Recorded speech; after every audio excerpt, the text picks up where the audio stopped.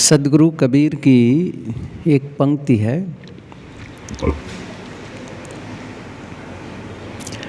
रहो संभारे राम विचारे, कहता हूँ जे पुकारे हो। कबीर साहब की शैली कैसी है? पुकार कर कहने वाले। जैसे कोई रास्ते में आदमी मिले और उनको पुकारे जोर से, सुनो सुनो सुनो मेरी बात सुनो। ऐसे ही है साहब का ढंग। कहाँ कबीर पुकारी के ई ले ऊ व्यवहार। कहाँ कबीर हम जात पुकारा, पंडित होए सो ले विचारा। ये अद्भुत है।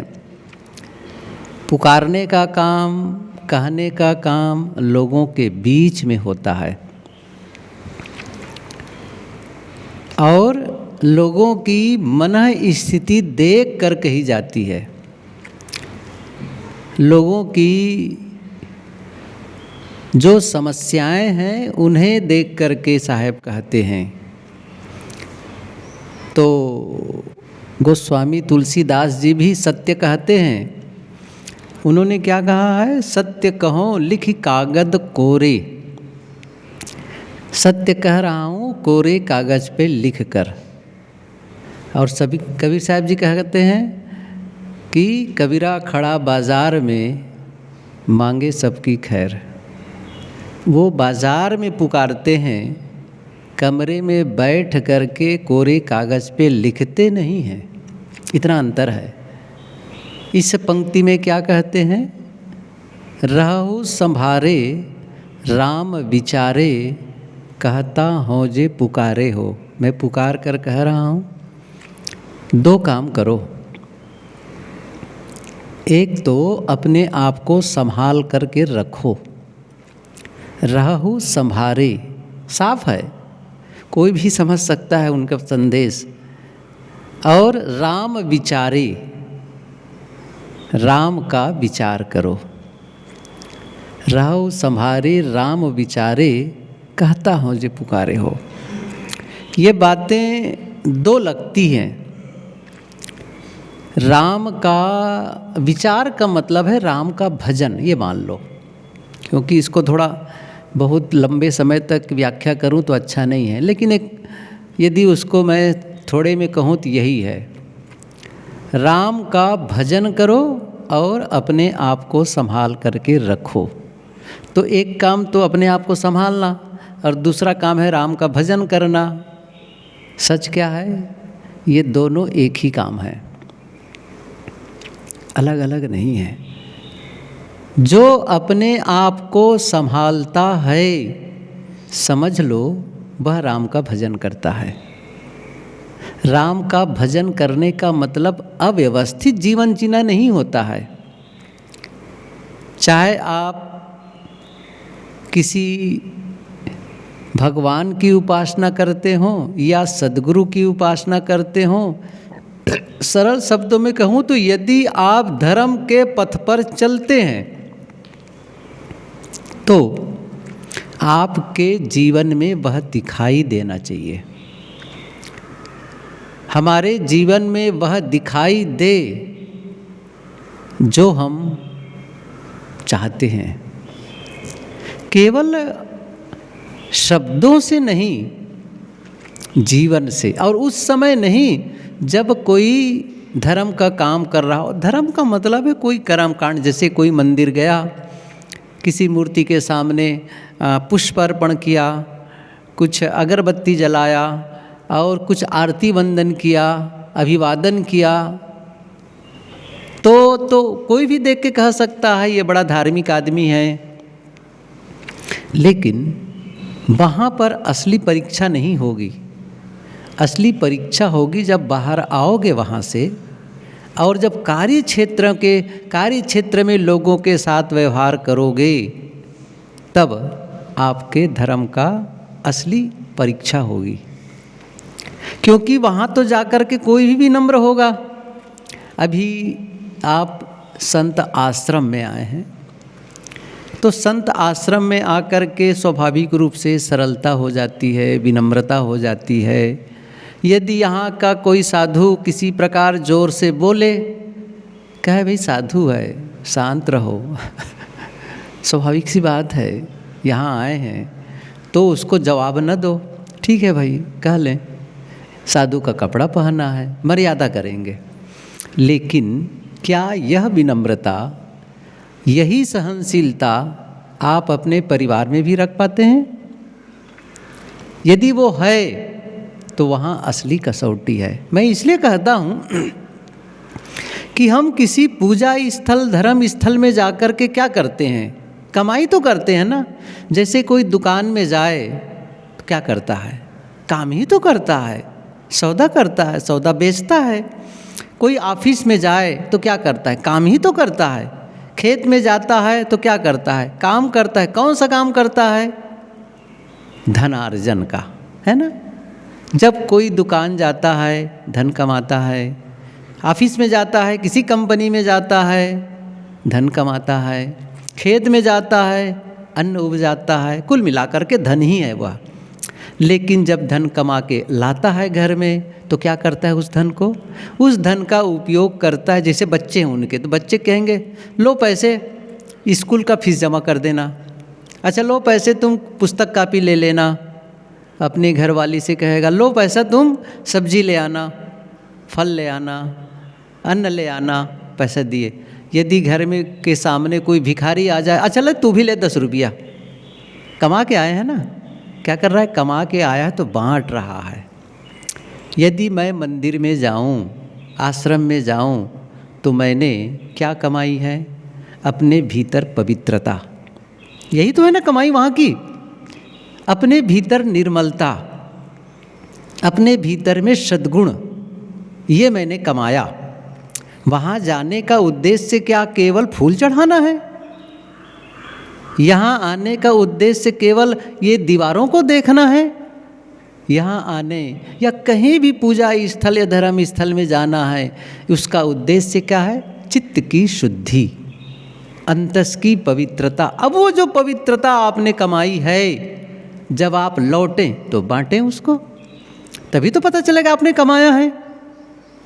बांटे उनको, उनके सामने विनम्रता, उनके सामने शालीनता, उनके सामने जो शब्द निकालते हैं वो मीठा हो, धीरे हो, उनको भी लगे ये पूजा से लौटे हुए हैं, लगना तो चाहिए ना।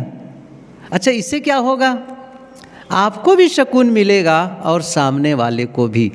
रिश्ते अच्छे होते जाएंगे। देखिए, यह केवल दिखावे का नहीं है धर्म साधना।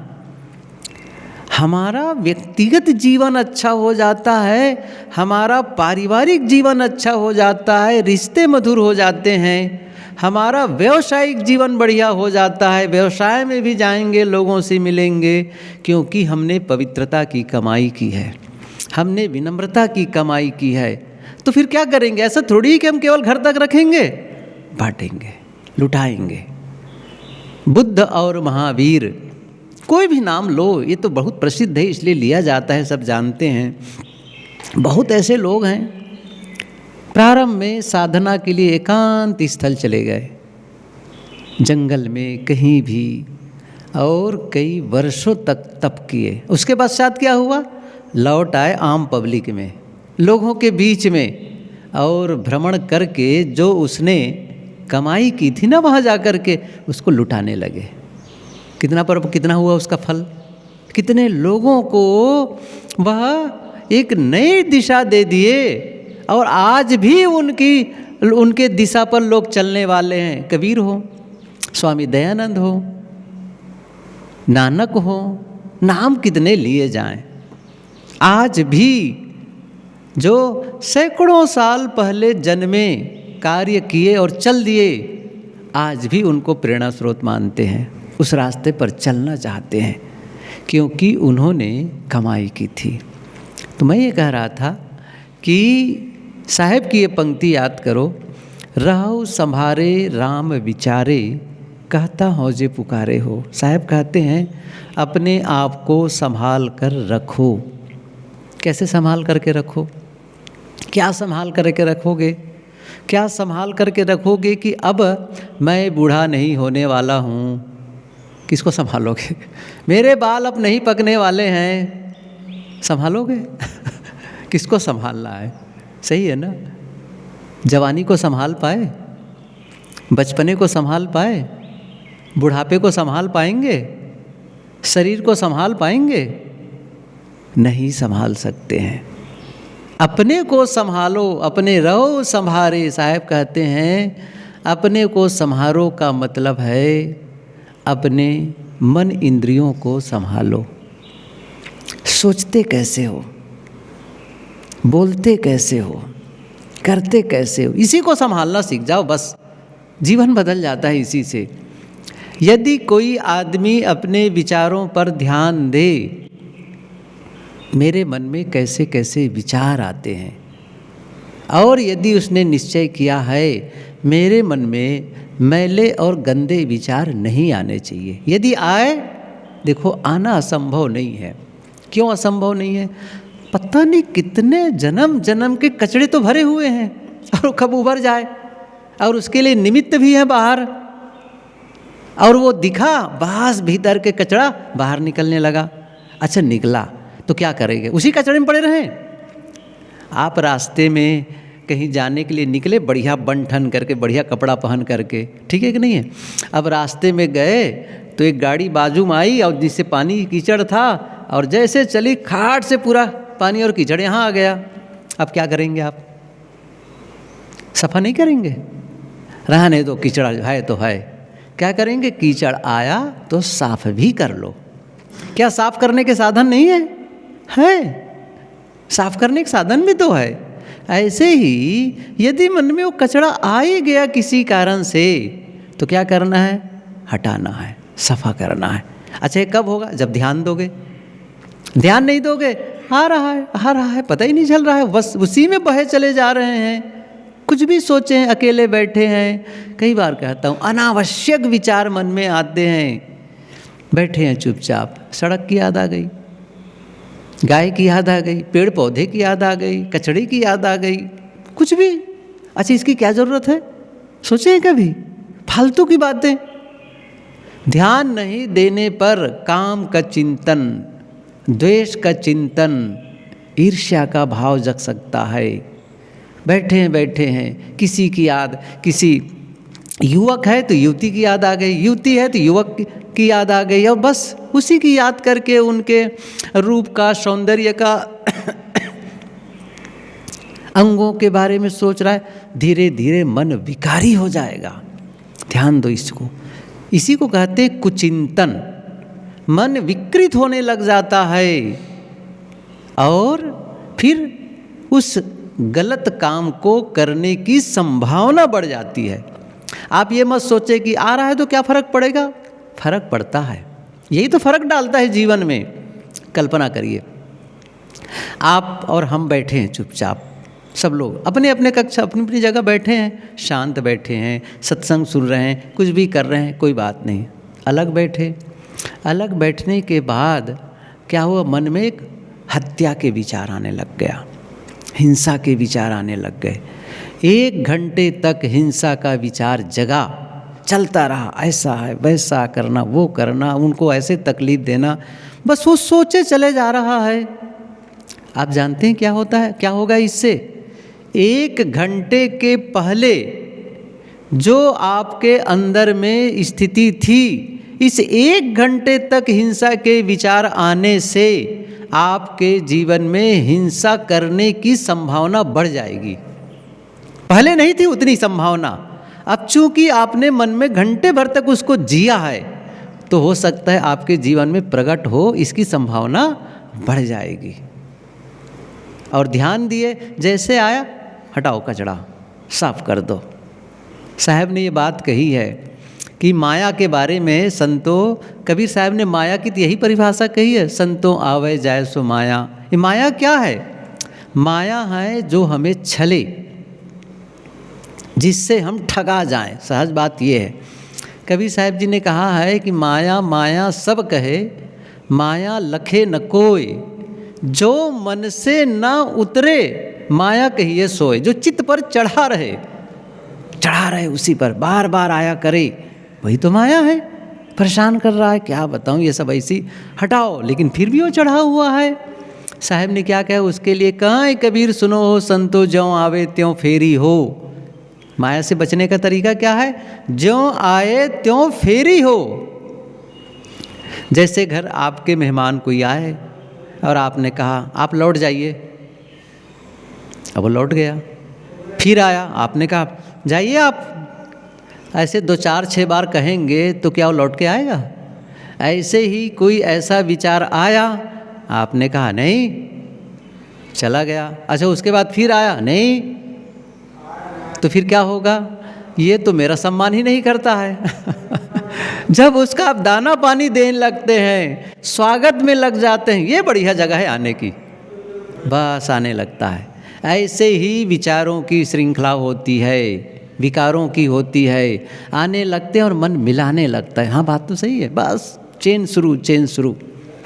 ध्यान दो। साहब ने क्या कहा? राहु संभारे, अपने विचारों को संभालो। यही तो साहब कहते थे, गुरुदेव जी भी कहा करते थे, कबीर की सहज साधना, कबीर की सहज समाधि, सहज ध्यान, सहज समाधि, सहज साधना। सहज समाधि की बात तो आगे है, अभी तो मैं उसकी चर्चा भी नहीं करूंगा, लेकिन वो सहज समाधि हमारे जीवन में कब फलित होगी, कब घटित होगी? जब हम सहज साधना करेंगे। और सहज साधना क्या है सदगुरु कबीर की? सबसे सरल, ये अद्भुत लगेगा आपको, सबसे सरल, सब जगह सब समय। क्या कहा? सब समय सब जगह, कभी भी कर सकते हैं, कहीं भी कर सकते हैं। इतनी सहज है उनकी साधना। आपको मंदिर में जाना है तो फिर सामान्य रूप से कहेंगे भाई स्नान करके जाओ, सीधी सी बात है। पूजा में बैठना है तो स्नान करो, कुछ फूल ले लो, कुछ अगरबत्ती ले लो, कुछ ऐसी चीज़ें हैं जो शर्तें होती हैं, ऐसा है कि वहाँ जाओ, वहाँ पर वैसा करते मत जाओ, ऐसा सारी बातें, बहुत ऐसी बातें होती हैं। लेकिन कबीर की जो साधना है वो क्या है? कबीर की साधना है सब समय सब कहीं। अर्थात आप बिस्तर पर लेटे हो, साधना कर सकते हैं, रास्ते पे चल रहे हो, साधना कर सकते हैं, आप घर में झाड़ू लगा रहे हैं, साधना कर सकते हैं, बर्तन साफ कर रहे हैं, कपड़े साफ कर रहे हैं, बाथरूम में हैं, साधना कर सकते हैं, भोजन कर रहे हैं, साधना कर सकते हैं, गाड़ी चला रहे हैं, साधना कर सकते हैं। कौन सी साधना है? अपने मन को बीच बीच में देखना। क्या देखना? मन में कौन से विचार आ रहे हैं, और ये लगे यह मेरे जीवन के उद्देश्य के अनुकूल नहीं है, उसे हटा करके ऐसे विचारों को स्थापित कर दो जो आपके लिए अनुकूल हो, अच्छे हों। आपको जब कोई नौकर रखते हैं लोग, तो यदि नौकर के बारे में पता चला कि ये तो चोर है, चोरी भी कर लेता है, झूठ भी बोलता है, गाली भी देता है, बीड़ी सिगरेट भी पी लेता है, नहीं इसको नहीं रखना है, सही है ना? फिर क्या करते हैं? दूसरा आदमी खोजते हैं, और आपको फिर ध्यान क्या रखना पड़ता है? ईमानदार हो, सही शब्द बोले, व्यसन न करे, बहुत ऐसी चीज़ों को आप देखेंगे। और मिल गया तब आप कहते हैं आपकी छुट्टी, उनको ले आओ। ये क्या है? ये स्थापित करना, अर्थात रिप्लेसमेंट, उसे हटा करके अच्छे को लाना। अब जो विचार आ रहे हैं उससे आप अंदर से विकार बढ़ रहा है, ये अच्छे विचार थोड़ी हैं जिससे आपकी प्रसन्नता छिन जाए, जिसका आपका भविष्य बिगड़ जाए, वो अच्छे विचार नहीं है। अच्छे विचार हैं वर्तमान में भी आनंद दे और भविष्य भी उज्जवल बने, आनंद दे, और दूसरों के लिए भी अच्छा हो, दूसरों के लिए भी अच्छा हो। तो ये हमें करना है, और इसमें अलग से समय देने की ज़रूरत नहीं है। तो लेकिन अब ये काम बहुत कम हो पाता है। आप देखना करके, कल सुबह संकल्प लेना कि भाई आज तो कम से कम दिन भर में 5-6 बार देखना है मन को। रात में आपको लगेगा ये तो भूल ही गया मैं जानता हूँ, भूल ही गया, 5-6 बार भी देखना कठिन होता है। इतनी असावधानी में हम जीवन जीते हैं, गर्व न करें। इसलिए साहब कहते हैं रहो संभारे राम विचारे। आप संभालो, विचारों को संभालो, शब्दों को संभालो। जब शब्द बोलते हैं, कैसे शब्द निकलते हैं? अनसुहाते, कटुता है। शब्द जो बोलता हूँ उसमें मेरे भाव कैसे जाते हैं, समझ लीजिए। जो भाव भेज रहे हो ना संदेश, देखो बोलना, लेकिन बोलने के पीछे भावनाएं छिपी होती हैं। किसी ने कहा है ना कि आप क्या बोलते हैं इससे ज़्यादा महत्वपूर्ण है कैसे बोलते हैं। क्या बोलते हैं वो तो विषय है, और कैसे बोलते हैं उसमें आपकी भावना प्रदर्शित होती है। यदि मेरी भावना गलत है, दुष्ट है, अशुभ है, तो मेरे शब्द में भी वो भाव लिपट करके जाएगा, लिपट करके जाएगी। अद्भुत है ये मामला। उसी में ऐसा, जैसे कहते हैं शुगर कोटेड गोलियाँ, गोली कड़ू है, अंदर से ऊपर से शुगर ऐसे लपेट दिया गया है, तो वैसे ही वो पूरी तरह से लपेटा होता है अंदर की कड़वाहट शब्दों से, अंदर की पवित्रता ऐसे पूरी तरह से होता प्रोत। और बल्कि गोली कहने का अपेक्षा कहना चाहिए रसगुल्ला पूरी तरह से हर उसके पोर पोर में से रस रस में भरा हुआ है ना चीनी, ऐसे ही है वो। इसलिए ध्यान क्या देना है, शब्द बोलते समय ध्यान दो, सही भाव से बोल रहा हूँ, बहुत संभालो इस चीज़ को। साहब कहते हैं रहो संभारे, शब्दों को संभालो, कार्य को संभालो। जब कोई काम करो तो देखो मेरे कार्य से कोई गलत तो नहीं हो रहा है, किसी का अहित तो नहीं हो रहा है, नुकसान तो नहीं हो रहा है, ध्यान दो। तो जब कोई संभालने लगेगा, क्या ये राम भजन नहीं है? जरा सोचो, यही तो राम भजन है। मतलब उसके जीवन से किसी का अहित नहीं होगा, भला होगा, भला होगा। यही साधना है। यदि हम ये सब कर सकें, साहब कहते हैं यह करो राम भजन। और जब आगे थोड़ा और बढ़ो, विचारों से भी, मन से भी, व्यवहार से भी, वाणी से भी, और विचारों से और आगे जाना है, शांत ऐसे बैठो चुपचाप, आंखें बंद कर लो, किसी की याद न करो, शांत, किसी की याद ना आए, कोई भीतर में इच्छा कामना ना हो, मुझे कुछ नहीं चाहिए कि दशा में आ गए। उस समय आप जो भीतर राम बैठे हैं ना, उससे जुड़ गए। राम भजन ये है। इसका मतलब है भीतर नीरवता, शांत, सन्नाटा, अकेला परमात्मा तत्व है। लेकिन ये संसार याद आती है। जैसे आँख बंद करो, दुनियादारी, घर मकान, गाड़ी घोड़ा, खेती बाड़ी, दुकान, लोग बाग, तो दुनिया कुछ भी याद नहीं। तब अपने आप कर ख्याल करो, जाहि समय कछु याद नहीं, ताहि समय दुख कौन। याद से ही तो दुख सुख होते हैं। याद ही ना हो, किसी की याद ना आए, 2 साल पहले किसने क्या कहा था याद नहीं है, बात खत्म। याद आ गई तब झंझट शुरू हो गया।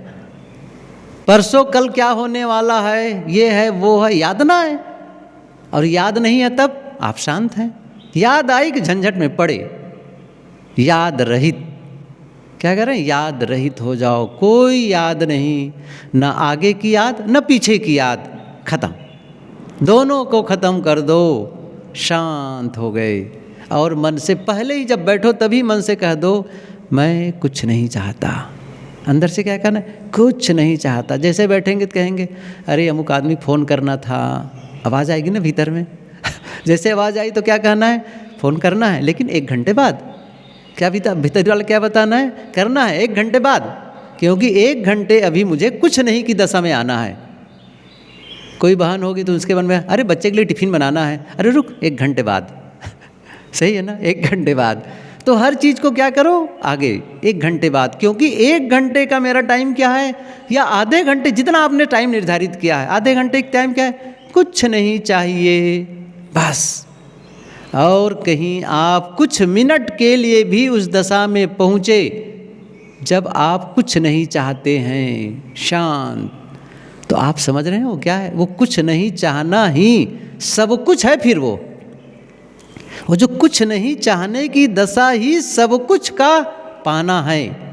ये साहब ने कहा है सदगुरु कबीर ने, चाह गई चिंता मिटी मनवा बेपरवाह, जिनको कछु न चाहिए सोई शहंशाह। एक ऐसी दशा, एक ऐसा समय हो 24 घंटे में हमारे जीवन में जब मैं कुछ नहीं चाहने की दशा में रहता हूँ, चाहे वो थोड़े समय के लिए हो, लेकिन वो जो शक्ति मिलेगी वहाँ, वो पावर हाउस है भीतर, पावर हाउस। आप जैसे पावर हाउस से जुड़ते हैं ना, बहुत एनर्जी फील करते हैं, फिर उस समय एनर्जेटिक हो जाते हैं। लेकिन दुनिया हमारी पावर को खींचती है खींचती कि नहीं बताओ? किसी काम में जाओ खींचती है, किसी से मिलो वो सारी बातें ये है वो है, हमारी पावर खींच रहे हैं। ये जितने काम काज हैं पावर खींचने वाले हैं, लेकिन आत्मा हमें पावर देने वाला है। जो परमात्मा भीतर बैठा है वो पावर हाउस है। कभी तो जाके रिचार्ज करो अपने आप को, नहीं करते हैं। और इसीलिए डिप्रेस, परेशान, दुखी, अशांत, राग, द्वेष, लड़ाई झगड़ा, ओफ, तनाव, फिर कहेंगे क्या बताएं बीपी है। कहाँ से बीपी आ गई? कुछ तो है मामला कहाँ से शुगर आ गया? सब भीतर से निकल रहा है, भीतर से।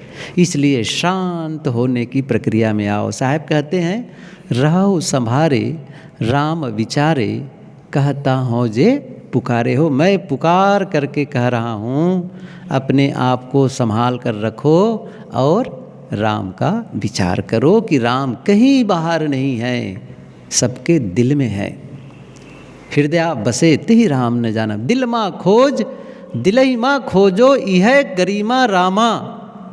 कस्तूरी कुंडल बसे मृग ढूंढे बन माही, ऐसे घट घट राम है दुनिया जानत नाही। दिल के अंदर जो राम है, क्या उसके अलावा भी कोई राम मिलेगा? कहाँ मिलेगा? कैसे देखोगे? आँख से देखोगे रूप होगा, कान से सुनोगे शब्द होगा, नाक से सूंघोगे गंध होगी। ये पंच विषयों का पसारा मिलेगा बाहर तो संसार मिलेगा। किसी का शरीर देह सब यही सब मिलेगा, आत्मा भीतर। तो उस आत्म तत्व को, एक वैष्णव संत गुरुदेव जी के पास आए, बातचीत चलने लगी। बात करते करते कहे कि महाराज आप की उपासना क्या है? ऐसी बातें सब होती रही। गुरुदेव जी ने कहा कि राम, हम तो राम को मानते। उसने कहा वैष्णव हम तो राम के उपासक हैं। गुरुदेव ने कहा मैं भी राम का उपासक हूँ। अच्छा आप भी राम के उपासक हैं, कैसे? तब साहब ने क्या कहा, अच्छा बताओ, राम के शरीर की उपासना करते हो कि राम के भीतर की आत्मा को? शरीर की उपासना की उसकी आत्मा को? अब शरीर तो कब से गल गया, छूट गया है, खत्म हो गया है, वो तो सरजून डूब गया है, बता देते हैं। तो राम के शरीर को मानते हो कि राम के शरीर के अंदर जो आत्मा है, कि आत्मा को? बस वही तो मैं भी मानता हूँ बराबर ही है। तो कोई शरीर तो नश्वर है, शरीर परिवर्तनशील है, उसको मानना क्या है? लेकिन शरीर के भीतर में जो अविनाशी बैठा है वही परमात्मा है। उसका भजन, इसका मतलब है सबसे अलग होकर के उसमें लीन होना। तो साहब कहते हैं, रहो संभारे राम विचारे, कहता हो जी पुकारे हो। सदगुरु कबीर हम सबको पुकार रहे हैं, अपने आप को संभालो और राम का विचार करो, बस।